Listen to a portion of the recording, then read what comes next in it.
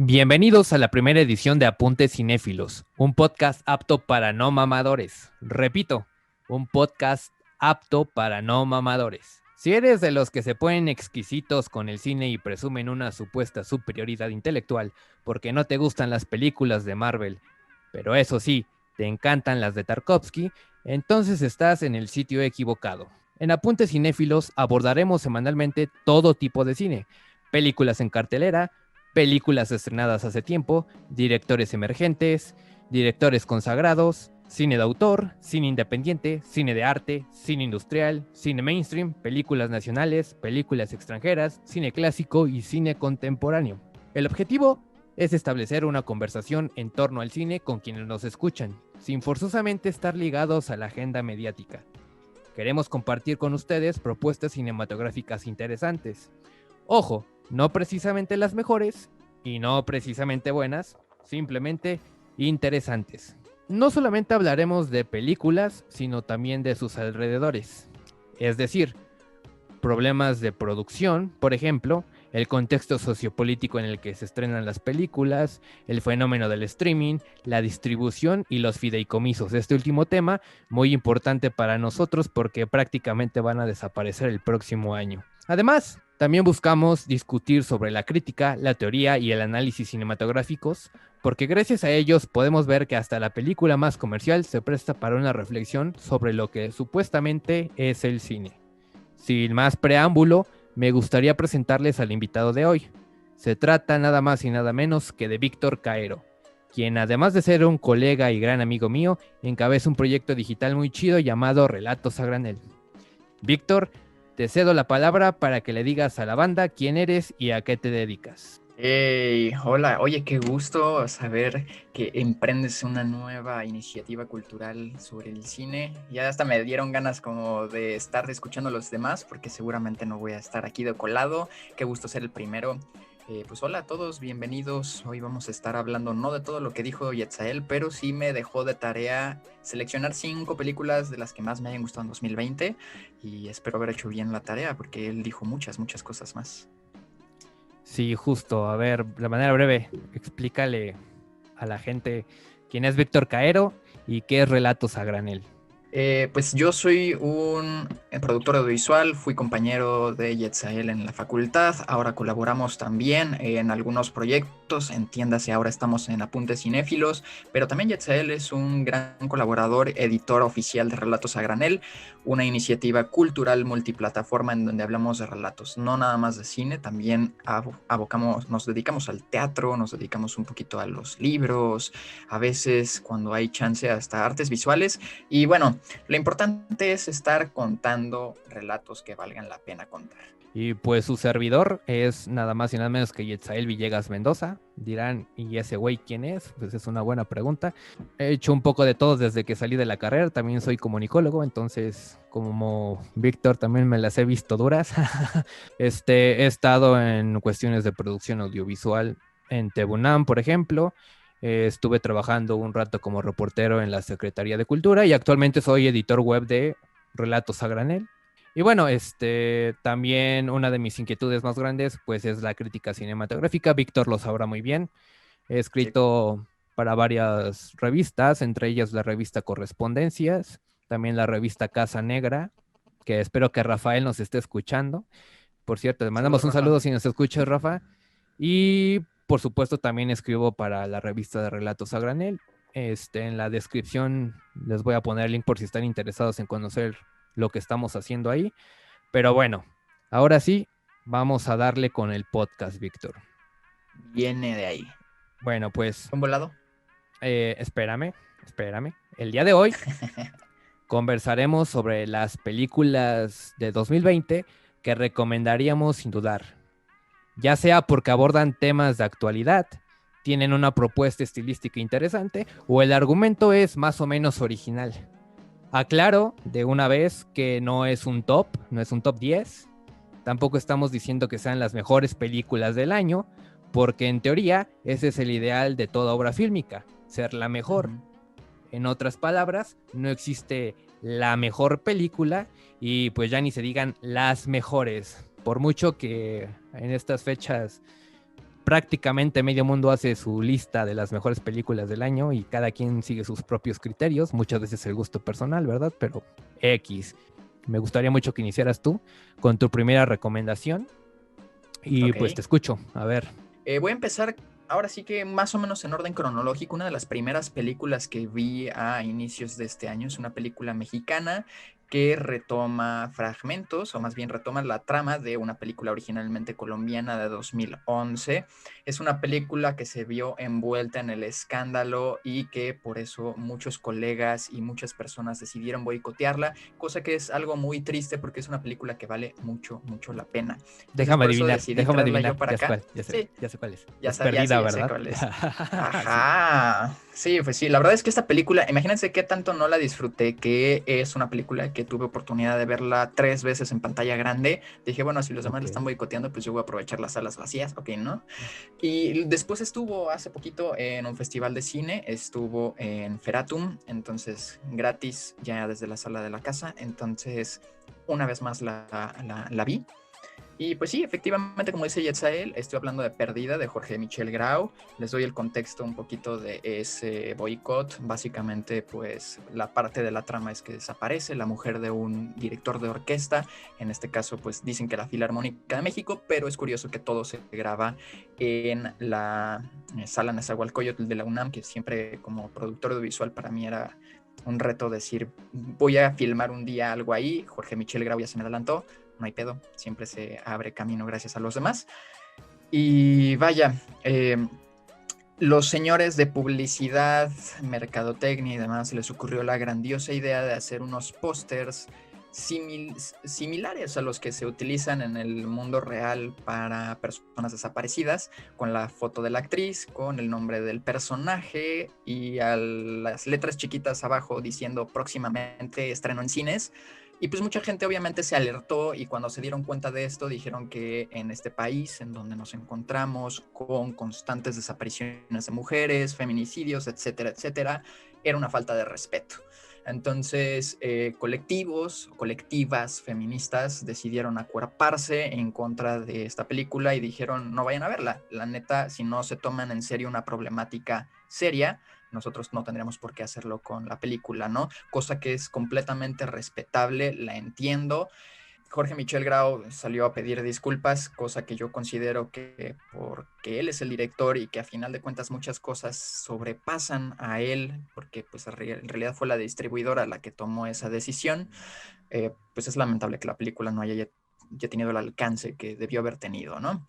Pues ya, sobre la película, pues les puedo decir, es un thriller que vale mucho la pena ver, que tiene tantos giros de tuerca que ustedes no van a saber cómo va a terminar.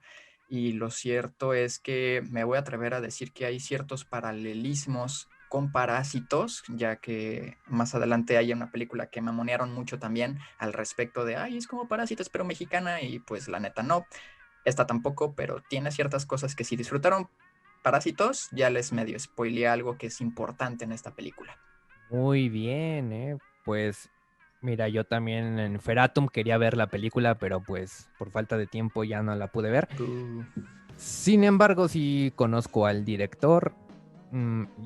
Para la gente que nos escucha, es el director de una película llamada Somos lo que hay, que también en su momento dio bastante de qué hablar.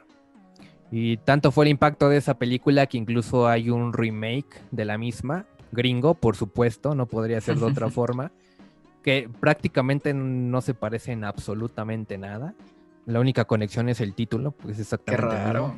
Jorge Michel Grau es de los pocos directores mexicanos que están apostando por el cine más de género. Tengo entendido que Perdida es un thriller, pero, por ejemplo, Somos lo que hay es básicamente una película de terror, habla sobre canibalismo, que a su vez es una metáfora sobre la desigualdad social que vivimos en el país, que no es ninguna novedad y que por supuesto es un tema que constantemente está resonando en la filmografía nacional. De hecho, dato curioso, hay una antología de terror que se llama México Bárbaro, donde Jorge Michel Grau participa. Y es interesante porque él se fue a filmar a Xochimilco, concretamente en donde están las Islas de las Muñecas, o la Isla de las Muñecas. Y es una suerte de la masacre de Texas, pero en Xochimilco. Y bueno, creo que es un director que lamentablemente pasó lo que pasó con la campaña publicitaria de la película, pero Sí. independientemente de eso sí creo que es un director interesante junto con otros, entre ellos Isaac Svan, que también es de los pocos directores mexicanos que está apostando por cine de género, él sobre Sí. todo el cine fantástico, y bueno, yo creo que es una muy buena selección en cuanto al cine mexicano. Pero bueno, a ver, ahora me toca a Quiero mí. saber la primera. A ver, viene. Esta película que elegí es de corte independiente. De Ok. hecho, a México llegó hace no mucho gracias al Festival de Cine de Los Cabos. Es una película que la quisieron vender como una película de terror, pero no me parece tal. Ah, ya sé cuál es. Se llama She Dies Tomorrow. Es una película que en español se llama Ella muere mañana. Se trata sobre una chica. Ella se acaba de mudar a un nuevo departamento, pero no ha desempacado. De hecho, se la pasa todo el día pues perdiendo el tiempo porque está segura de que el día de mañana va a morir. ¿Qué pasa? Que le llama a su mejor amiga y le cuenta eso, que está segura que el día de mañana va a morir. Su amiga escucha esta idea y se contagia de ella. También comienza a creer que el día de mañana va a morir. Entonces, esta amiga decide ir a la casa de su hermano para contarle, ¿no? Que mañana se va a morir. Y entonces contagia de esa misma idea a su hermano y a su cuñada. Y así se va haciendo una cadena, una cadena, una cadena en la que la gente que convive con estas personas que están seguras que van a fallecer, comienzan a pensar lo mismo y experimentan unos niveles de ansiedad muy, muy, muy, muy cañones. ¿Por qué la traigo a colación? Es precisamente por eso. Hay dos lecturas ahí.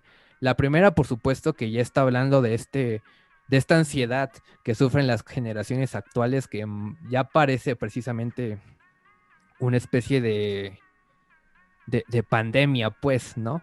Para ponerlo en esos términos.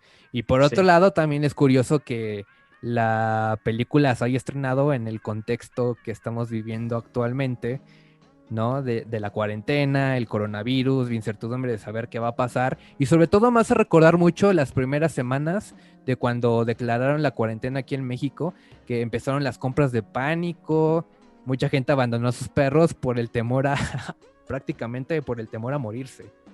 Es muy Claro. interesante.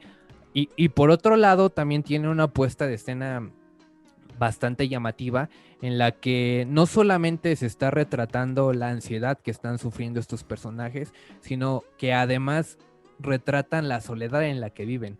A pesar de que tienen familiares, tienen amigos, tienen seres queridos cercanos, ellos mismos viven solos. Y eso te plantea otras preguntas como ¿qué es lo que harías si supieras que mañana te vas a morir? ¿Cómo ves? Ok. Fíjate, a mí me llama mucho la atención desde tu selección de palabras para platicarnos la trama, ¿no? Va y les cuenta y los contagia de la idea, como si esta idea o la misma ansiedad fuera una especie de enfermedad, ¿no? Que sabemos muchas veces no es contagiosa, pero como un virus, no es viral, no es bacteriana, pero sí te pueden transmitir esta cuestión de vibras y de estados de ánimo. Entonces, yo no tengo la oportunidad de verla, pero si ya la recomiendas y es de tus películas del 2020, pues espero que pronto haya opción de un estreno comercial, porque si solo estuvo en Los Cabos, gracias festivales de cine que nos adelantan cosas para poder ver en cuanto las cosas salgan ya, pues sí, circuitos comerciales. Bueno, pues esa sería mi primera mi recomendación. Ahora escucho la siguiente tuya. La segunda, Tachan Tachan. Aquí sí ya no estoy tan seguro que haya sido como en un orden cronológico. Eh, pero bueno, esta tal vez si tú puedas coincidir conmigo que es una gran película. Voy a empezar diciendo que uno de los guionistas que tiene un peso fuerte aquí, pues es el mismo que se llevó un montón de premios ahora por Watchmen, que ya lo conocemos por Lost, que ha estado en Star Wars, que es cuatacho de J.J. Abrams, ¿no? Y que tiene una postura política muy fuerte en la película, ¿no? Entonces eso le permitió que se retrasara una y otra vez. sobre todo antes de que fuera la pandemia, y luego cuando fue la pandemia, pues bueno, ya tuvo que salir a pantallas y pues no le fue tan chido, pasó medio desapercibida, pero es una gran película. LOL, ya sé cuál Estoy es. hablando, sí, pues sí, tuve oportunidad de verla en función de prensa, nos hicieron firmar un embargo que duró más de lo debido porque cuando se supone que se iba a estrenar fue cuando cerraron los cines, entonces ya no hubo chance de verla, pero el primer retraso fue en cines desde Estados Unidos porque como tiene tanta violencia, según, yo creo que hay cosas peores, pues terminaron cancelándola porque hubo un tiroteo por allá y no fuera a darle más ideas a la gente, ¿no? Entonces, sobre todo también, pues, una postura ahí que tomaron, Trump no se vaya a enojar, cosillas así por el estilo. Entonces, sí, ya sabes de cuál hablo. ¿Quieres decir cuál es? Adelante, es tu turno, dilo tú. Sí, ok, bueno, pues estoy hablando de La Cacería, de Craig Sobel. Es una película, sí, gringa, norteamericana, en donde siempre le hicieron mucha publicidad a nuestra estimidísima Emma, Emma Roberts. Y no sale, esto sí es un spoiler, no sale más de 10 minutos en pantalla porque ustedes sabrán por qué. Y la trama, pues, parte de una premisa muy particular, ¿no? ¿Qué pasaría si a los ricos de cierto extracto eh, liberal de Estados Unidos decide atrapar a gente, llevarla a un campo y cazarla por mera diversión, como si fueran conejitos a los que van a empezar a perseguir con sabuesos, ¿no? O zorros. Entonces, bien armados, lo único que hacen es dejarle una especie de cornucopia. También está la otra referencia más como a Hunger Games, es como ármense y una vez que están armados, empieza la cacería. Y de eso va la película. Lo que no contemplan es que nuestro personaje principal, que ahorita se me fue el nombre de la actriz, ahí ahorita a ver si me ayudas, Yatza, que es una actriz que sale en una serie de luchadoras en Netflix, pues toma la batuta y vamos viendo cómo el cazador se puede convertir en el cazado. Y ya no quiero decir más porque la verdad es que es una película bastante disfrutable, sobre todo por el humor que tiene. Tiene un humor muy perspicaz y sobre todo de crítica a cómo los conservadores creen que los liberales son. Entonces, la verdad es que vale mucho la pena, mucho, mucho la pena. Es una sátira. Sí, claro. Fíjate que la iba a elegir, pero algo me decía que estaría entre tus seleccionadas. Mira, atinaste. A mí me parece que es un peliculón, precisamente por el tema que abarca, sobre todo el humor y por supuesto este, esta crítica que hace yo no diría tanto a la clase privilegiada, pero sí a lo que se entiende como políticamente correcto, ya ves, ¿no? Recuerdo muy bien un diálogo entre unos personajes que están hablando sobre cómo se tienen que referir la gente de color, ¿no? Sí. Y es esta cuestión de cómo empiezan a defender a la gente porque creen que no se pueden defender o incluso en sus propias intenciones de ser más inclusivos o equitativos, terminan siendo increíblemente condescendientes, incluso demuestran precisamente lo racistas que realmente son, ¿no? O sea, son muy progres, pero de dientes para afuera. Es una cuestión justo de los discursos, de cómo los van elaborando esos viejitos en la tienda, es uno de los grandes diálogos y desde ahí te das cuenta de cómo es que va haciendo la referencia y no solamente como esta cuestión woke, ¿no? Así como, oh, sí somos bien progres, porque toma la cuestión del cambio climático, toma la cuestión de las personas, incluso LGBTIQ+, por ahí de repente, que si los inmigrantes, toca varios temas que pueden poner el dedito en la llaga a las personas que de verdad sí son muy conservadoras. Entonces, por eso es que generó tanto ruido en Estados Unidos, sobre todo pensando en que están muy polarizados. Y digo Estados Unidos, pero creo que también aquí en México, pero no nos damos cuenta tanto de esos temas. Sí, además que este año fue relativamente complicado para Estados Unidos por la cuestión de las elecciones, ¿verdad? Y sí, bueno, ya tengo el dato. La actriz que dice se llama Betty Gilpin y sí aparece en una serie original de Netflix llamada Glow. Glow, que lamentablemente ya la cancelaron, no va a tener cuarta Sí. temporada, que se supone sería la última. Es una gran serie, deberían ir a verla en lugar de estarnos escuchando. No, no es cierto. Al terminar, en cuanto termine el Sí, sí, podcast, sí. Yetzel se va a encargar de dejarles el link. Pueden ir, la ven y ya saben si se está recomendando algo que vale la pena o no. Pues ahora va mi siguiente película. Esta sí la vas a Viene. adivinar. también estuvo en Los Cabos. Esta sí es una película de terror australiana de una directora relativamente joven. Es su ópera prima. Y bueno, esta película se llama Relic. No la tradujeron al Es la que español, pensé así, que te así se referías hace llama. ratito. Se llama Relic. También es una película de corte independiente. Es curioso que esta película ya esté comenzando a aparecer en lo mejor del año. Yo no sé si sea de lo mejor del año, pero definitivamente vale mucho la pena echarle un vistazo. ¿De qué va el argumento? Bueno, Kay y su hija van a visitar a la abuela, y visitar es un decir porque en realidad van a la casa de la abuela porque los vecinos la reportan como desaparecida. Llegan a la casa tratando de averiguar qué pasó con ella. Y la abuela, pocos días después, aparece. Así como desapareció, aparece. Y cada vez que le preguntan en dónde estaba, la abuela no responde. Se va por la tangente. Sin embargo, poco a poco se van dando cuenta de que algo anda mal con ella. ¿Y será algo sobrenatural?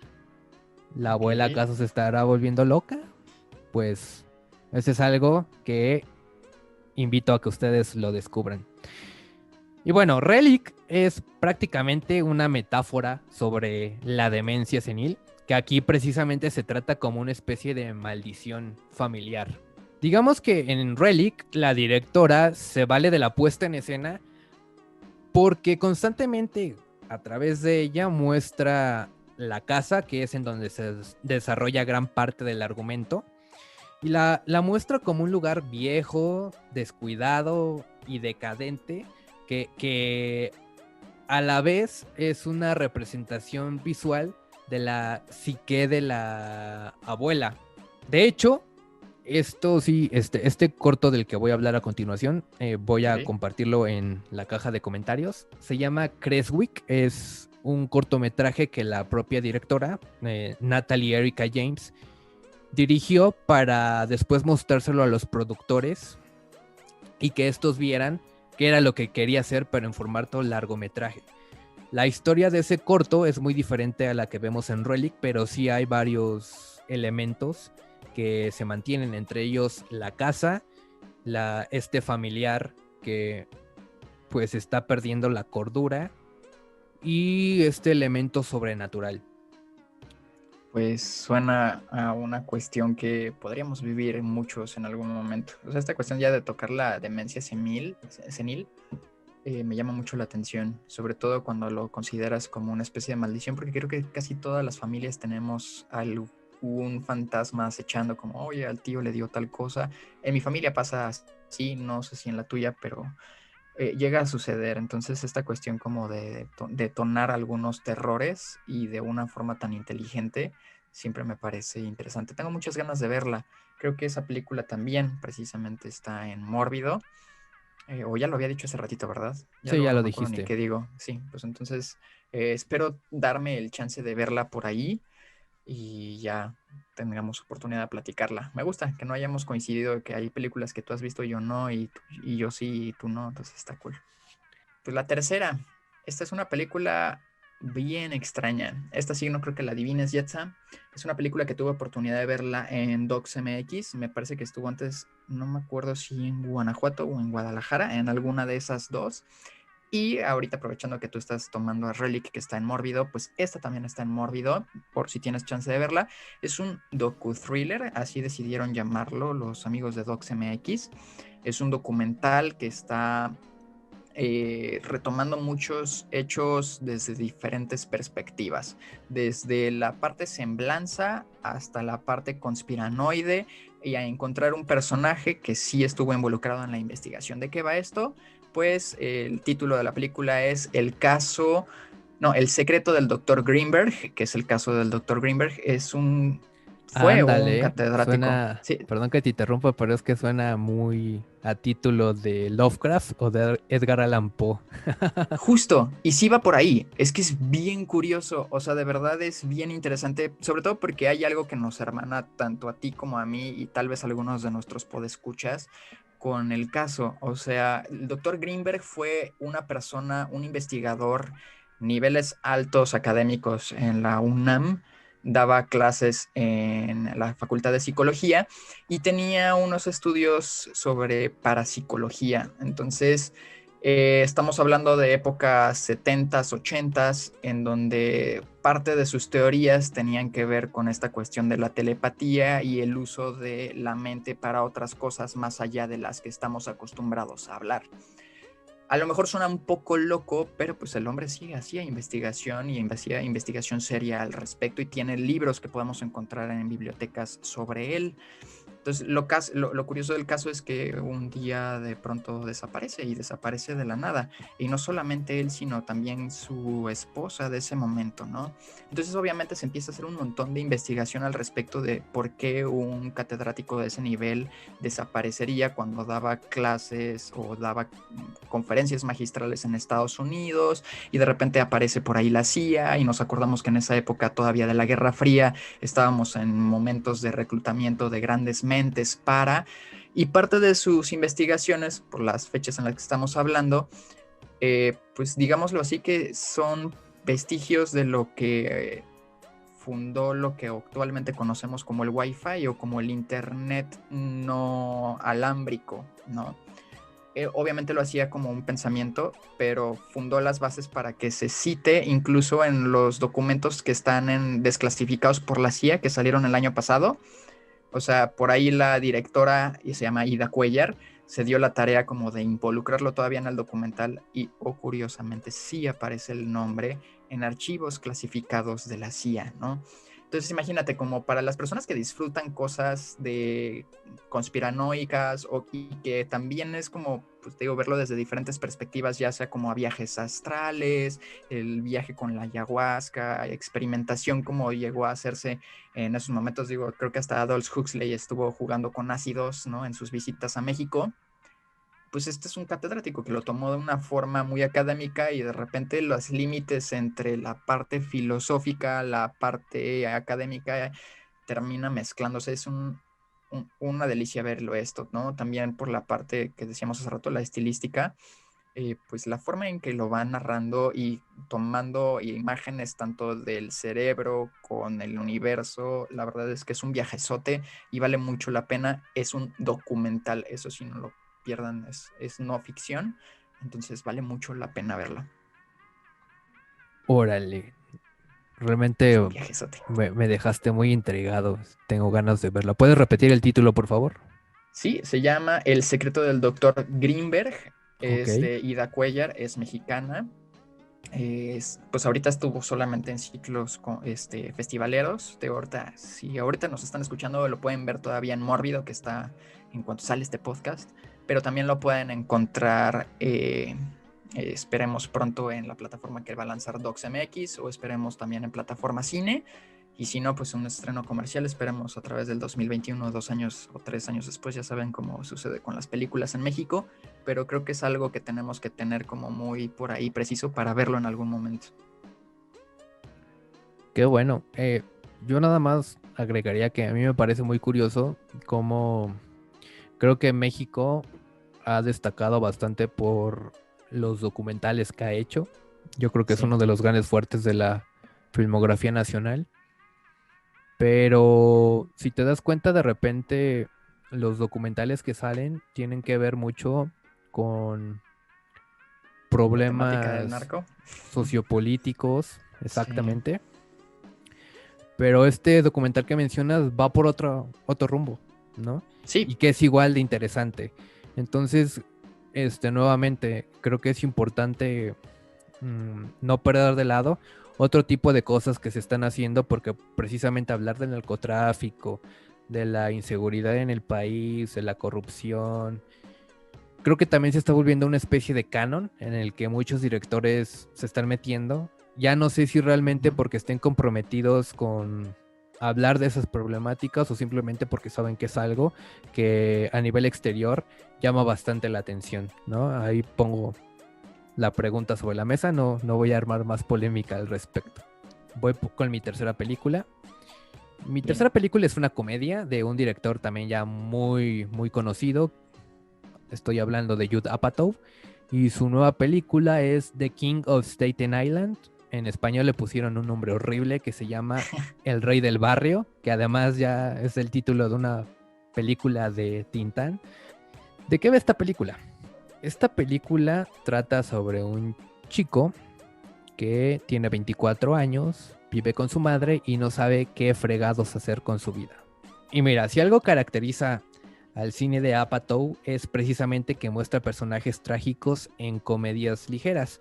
Una de sus comedias más populares es Virgen a los 40, que además es considerada como una de las mejores películas de la primera década de este nuevo siglo. En el caso de The King of Staten Island, pues la historia gira en torno a Scott, que está interpretado por Peter Davidson. ¿Quién es Peter Davidson? Peter Davidson es una de las actuales estrellas del programa de Saturday Night Live. Scott es un niño adulto, pues, repito, tiene 24 años, pero se comporta como alguien de 9, de 12 años, ¿no? Ahí está la situación cómica de la que hablamos, pero también es un personaje que, pues, no sabe qué hacer. En el ámbito de lo trágico de esta película, podemos ver que el personaje de Scott es una síntesis precisamente de nuestra generación millennial. Hay un chiste que a mí me fascina de la película, en donde él está hablando con sus amigos de la cuadra y se están quejando pues de la gente que hace videos para internet.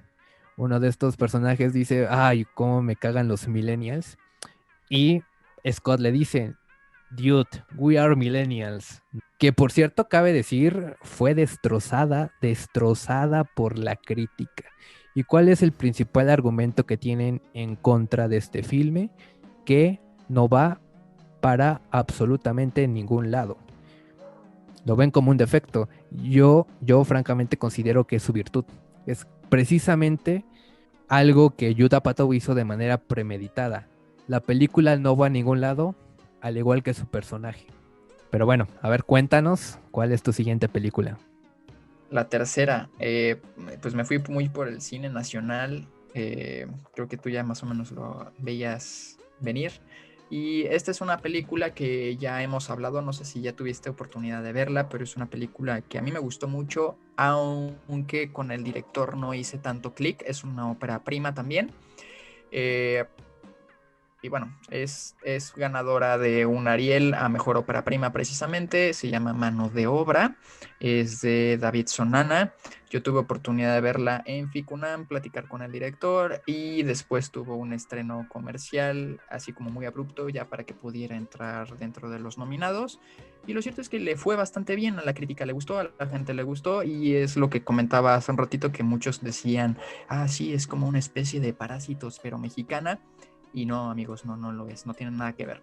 El tema es completamente distinto, pero tiene que ver mucho con la cuestión de un retrato en chiquito de México y tal vez si hasta de Latinoamérica, ¿no? Entonces, todo parte de la muerte de un trabajador en una obra. Esto no pasa más que en el primer minuto, luego vemos cómo cae el cuerpo, se muere. Era el hermano del protagonista, que está excelentemente bien interpretado por Luis Alberti, que ha sido como el actor más visto, yo creo que en el cine, en pantalla este año. Eh, Creo también ahorita sigue en cartelera todavía en Cineteca Nacional con Todo en Juego. Y Luis Alberti pues emprende esta búsqueda, no me acuerdo del nombre del personaje, creo que es Enrique, no me acuerdo. Bueno, el personaje busca redimir o vengar a su hermano porque los aparatos legales insisten en que estaba tomado y no le pueden dar nada a su esposa, que además estaba embarazada, y entonces es una serie de tragedia tras otra. Y el retrato que hacen de nuestra idiosincrasia mexicana es bien interesante, ¿no? Todo sucede en una construcción, en una casa, en una zona muy fifí de la Ciudad de México. Y pues bueno, este sí es un drama que evidentemente no podría terminar bien y les recomiendo mucho, mucho. Y curiosamente hay una escena que tiene mucho que ver con el agua y con la lluvia y esta parte de cómo la vida se te viene abajo, así como el aguacero te está derrumbando o en otro caso inundando tu casa, ¿no? Entonces creo que ese tipo de coincidencias fueron las que dijeron, ah, claro, es Parásitos, pero pues de sobra decir que Sonana ya la estaba filmando, ya estaba en postproducción cuando a Bong Joon-ho le estaba yendo increíblemente bien. Entonces, pues fueron más cuestiones de casualidades que causalidades. Entonces, pues no, me alegra que Piano haya sido lo suficientemente honesta como para decir no tiene nada que ver una cosa con la otra y no aprovecharan el marketing para irse por ahí, porque habría sido algo muy sucio y muy decepcionante. Bueno, pues mi siguiente película es un documental. Como ya te decía, es un documental Okay. finlandés, pero que habla de problemas colombianos. En español se llama Colombia fue nuestra. Este documental trata sobre el proceso de desmovilización de las FARC. Un poco de contexto. Hace un par de años, las FARC firmó un tratado de paz con el gobierno colombiano en el que ellos se comprometían a entregar las armas a cambio de que se reconociera a las FARC como un partido político. Me parece interesante porque precisamente este documental muestra que la supuesta reconciliación nunca se dio y que por el contrario la sociedad civil colombiana, desde que se firmó este acuerdo, está cada vez más dividida por intereses políticos. Este es un retrato claro del difícil y tal vez irreversible momento que atraviesa el país colombiano desde hace varios años. Por ejemplo, en el documental se habla mucho del asesinato indiscriminado de los guerrilleros desmovilizados, es decir, ya era gente que había entregado las armas y que sin embargo el gobierno de manera sistemática se ha encargado de, ¿no?, darles cuello. También se centra mucho en los partidos de derecha que están en contra de este acuerdo y también de el gobierno que, si bien accedió a firmar este pacto de paz, es completamente indiferente a lo que pasa. Y no solamente en ese sentido, también es muy indiferente a lo que ocurre con la población en general. Estoy hablando únicamente de las cuestiones temáticas. ¿Cómo está estructurado el documental? El documental se centra en 4 personajes. Uno es un miembro de las FARC que participa de manera activa en el partido político. La otra es una chica, una mujer abogada que encabeza uno de los partidos de extrema derecha de Colombia. El tercero es un cultivador de cannabis, que por un lado es como esta parte, es la perspectiva de la población ante este conflicto, ¿no? Que por supuesto viene con inseguridad, desempleo, incertidumbre y pues muchos, para asegurarse el pan de cada día, terminaron metiéndose al cultivo del cannabis, de la amapola. Y por otro lado también tenemos a un aristócrata colombiano. Es un tipo de la clase más alta y que además pertenece a una de las familias más antiquísimas en Colombia. Entonces, por un lado, tienes la perspectiva de las FARC, la perspectiva de la gente normal, la perspectiva de los partidos políticos y del gobierno, y por supuesto de la clase alta, que si bien no tiene una participación política activa, pues sus privilegios no se han afectado en lo absoluto y por lo tanto también muestran cierta indiferencia entre la problemática que hay ahí.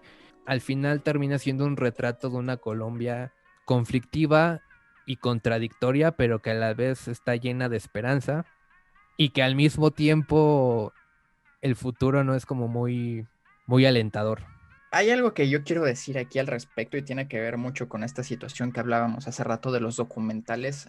Tú lo mencionábamos en México, pero ahora lo voy a expandir a Latinoamérica, de la pornomiseria y de retratarlo. Me llama mucho la atención que empezaste diciendo que es una película finlandesa y es en Colombia y es un problema de Colombia. Quiero entender que tanto el varo de la producción y obviamente director-directora son de Finlandia entonces y vinieron a retratar toda esta problemática. Así es. De hecho, la directora, porque son un él y una ella, la directora Ajá. ya llevaba varios años trabajando con las comunidades indígenas de Colombia. Entonces, digamos que aquí hubo como una polémica porque dijeron, bueno, ¿y estos quiénes son? Para venir a hablar de temas que en teoría nos corresponden a nosotros como colombianos. Claro.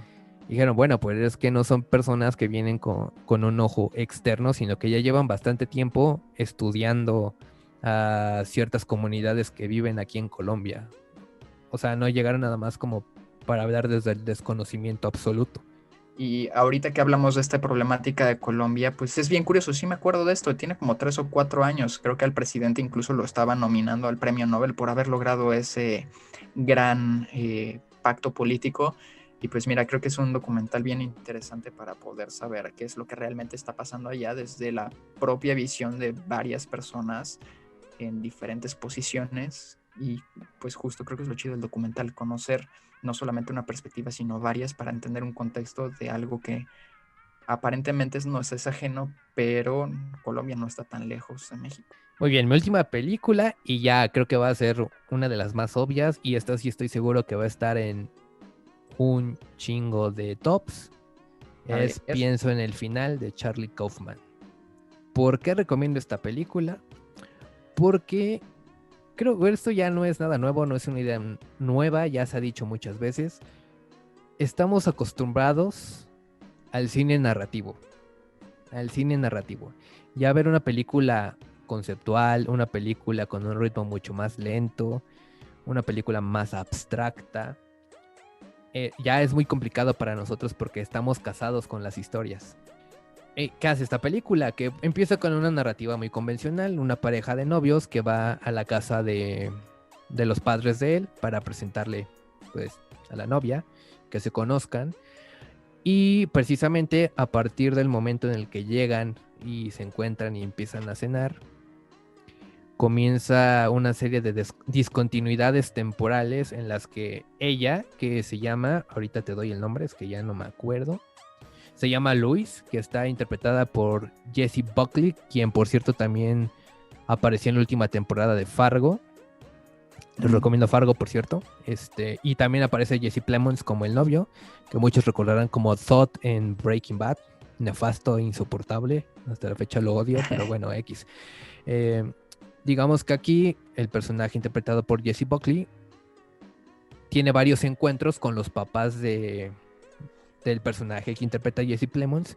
Los ve cuando ya están en su lecho de muerte, los ve en su etapa más joven, ¿no? Los ve también ya como en la edad que tienen en la realidad, pues.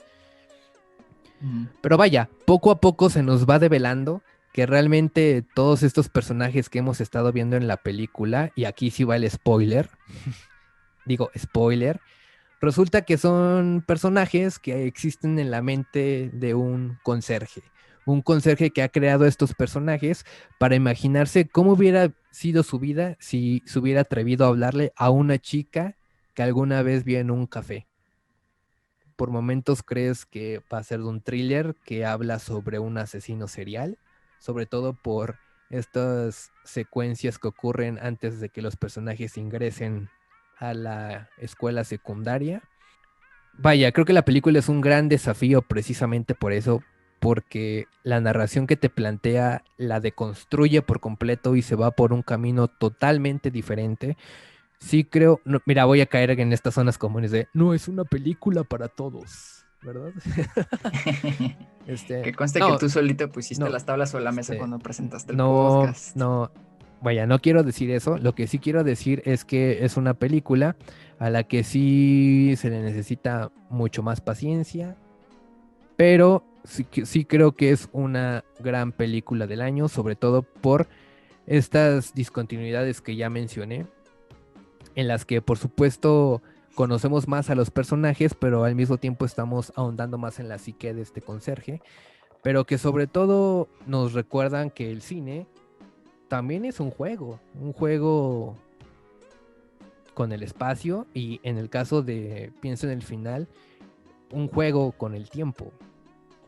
Curiosamente, este tema de el conocer, que es aparentemente con lo que empieza la película, de conocer a los padres de él o ella, de tu pareja, siempre es complejo, ¿no? Y me encanta que pocas veces termina bien, ¿no? Ya sea como adivina a quién invité a cenar esta noche, o esta de Get Out, siempre es como de chale, es un tema, fíjate que yo no lo viví en mi vida propia tan mal, pero sí entiendo como que genera muchas preocupaciones y siempre es un buen punto de partida para una película que se pregunta el qué pasaría si. No tenía oportunidad de verla, pero tú tuviste oportunidad de editar un texto maravilloso que hizo una colega nuestra, Blanca. Si no estás escuchando, saludos. Ella también tiene su podcast, su espacio, que es La Pared, y tiene el texto en Relatos a Granel, que fue editado por Yetzael, que bien nos acaba de platicar de la película. Y yo espero verla antes de que acabe este año, porque sigo sin tener oportunidad de verla gracias al trabajo. Y también como un poquito como de terror, como de cuando ya te dicen que es algo que es fuck mind, sí es como complejo de dedicarle tiempo. Recuerdo la primera vez que traté de ver Pi de Aronofsky. Para mí Aronofsky también es un director que se me hace muy complicado de ver, ¿no? La de Madre es una película que me pone mal, neta me pone mal. Y con Pi tuve que hacer pausas y verla como en 3 partes, porque también era una película. Entonces supongo que tarde que temprano, cuando me enfrente a Kaufman en esta, pienso en el final, probablemente me vaya por ahí. Entonces, si eso me pasa a mí, que también me considero cinéfilo, pues si ustedes que nos están escuchando no la han visto, pues ahí nos hacemos apoyo moral, yo creo. Déjenlo en los comentarios. Sí, y además es interesante porque el último trabajo que habíamos visto de Kaufman como director fue con Anomalisa. Y creo que Anomalisa se maneja en un tono completamente diferente. Ahí sí hay como cierta aura de tristeza, de nostalgia, de fatalidad. Que aquí sí está un poco la nostalgia, pero sí creo que es muy diferente a lo que nos tiene acostumbrados.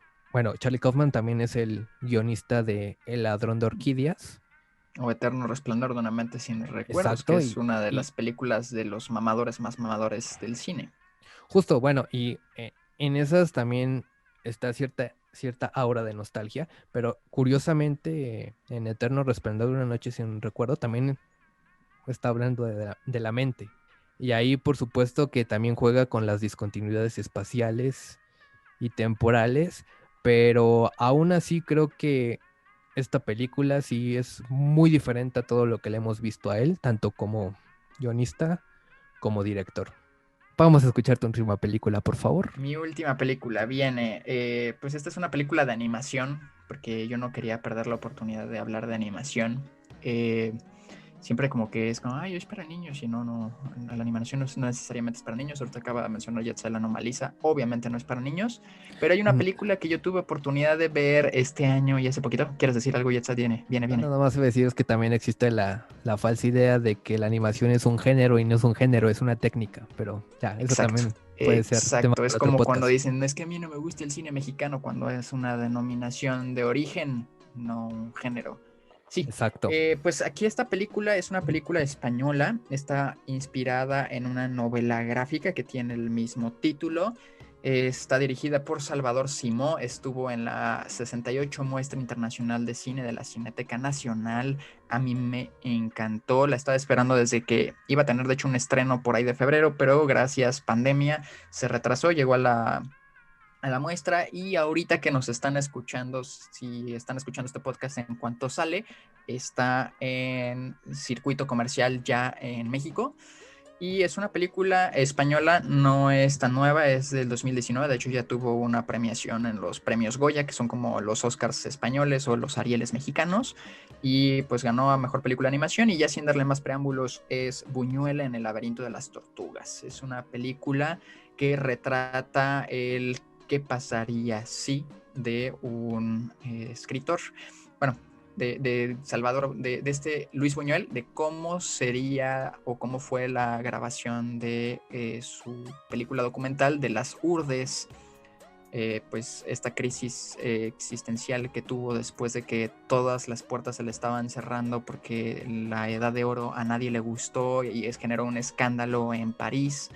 Entonces, pues después de que él era como el gran director de cine que fue amigo de Dalí con pues el perro andaluz, pues entra como en una crisis, y eso es lo que vemos como un detonante con un amigo suyo que hace una apuesta, compra un boleto. Y esto es real, o sea, eso es lo que me encanta, es una historia que está derivada de algo de no ficción, literal. Eso sí pasó. Un amigo que es a quien realmente está dedicada la película de Luis Buñuel, compra un boleto navideño de la lotería y le dice, si yo me gano esta lotería, yo te financio tu película. Acto corte seguido a, se gana la lotería y cumple su promesa, ¿no? Este escritor, que era un poeta que además fue reconocido por ser anarco y por estar haciendo muchas cosas en pro de la educación y de la política en los años previos a la Guerra Civil Española, pues es a quien está dedicada la película. De hecho, el texto que le dedico en Relatos a Granel digo que es una película, una oda a la amistad. Y vemos este proceso creativo de las urdes. Ahí entenderán también un poco el porqué el título de la película. Y todo es en animación. Está muy bella, se las recomiendo muchísimo. Y pues esperemos que sea donde sea que nos estén escuchando, llegue a un circuito de ciclo o un circuito comercial o a plataformas pronto. Pero, en tu opinión, ¿tú qué consideras que aporta la animación a esta anécdota? Yo creo que la parte de la imaginación.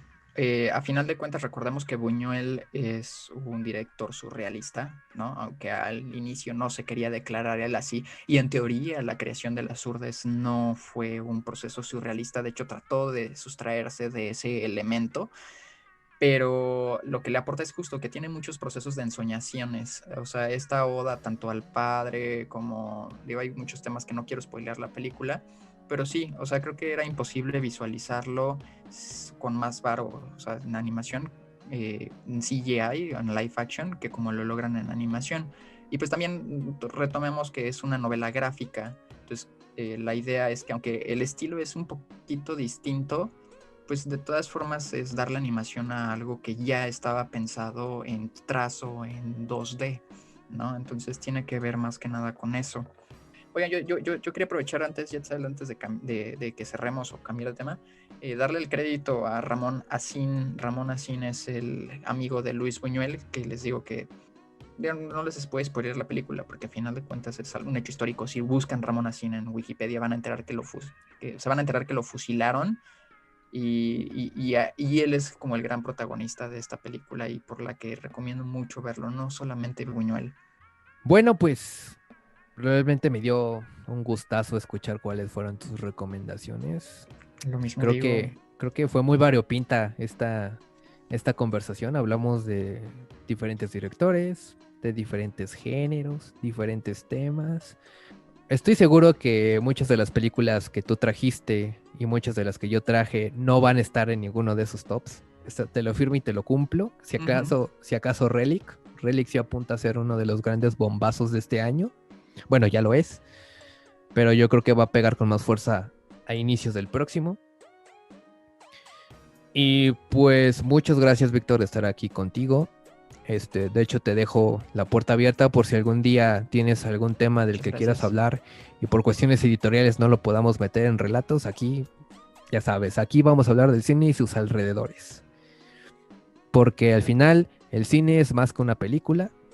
El cine también es más que ir a sentarte en una sala de cine. El cine también se encuentra en lo que leemos respecto a él, en lo que suponemos, en las discusiones que tenemos con nuestros colegas, amigos y conocidos. Yo no sé ni siquiera de qué voy a hablar en la próxima emisión y ni siquiera sé si voy a tener un invitado, pero por favor, si les gustó la conversación que tuvimos aquí, pues por favor síganos. En la caja de comentarios van a ver nuestras redes sociales, suscríbanse al canal. Y bueno, ya veré qué les preparo la próxima semana. Por si quedaba duda de que estoy haciendo esto sobre la marcha, en efecto lo estoy haciendo sobre la marcha, soy honesto, ¿verdad? Soy un descarado, pero bueno. Síganos, muchas gracias por estar aquí y hasta la próxima. Chao. Bye.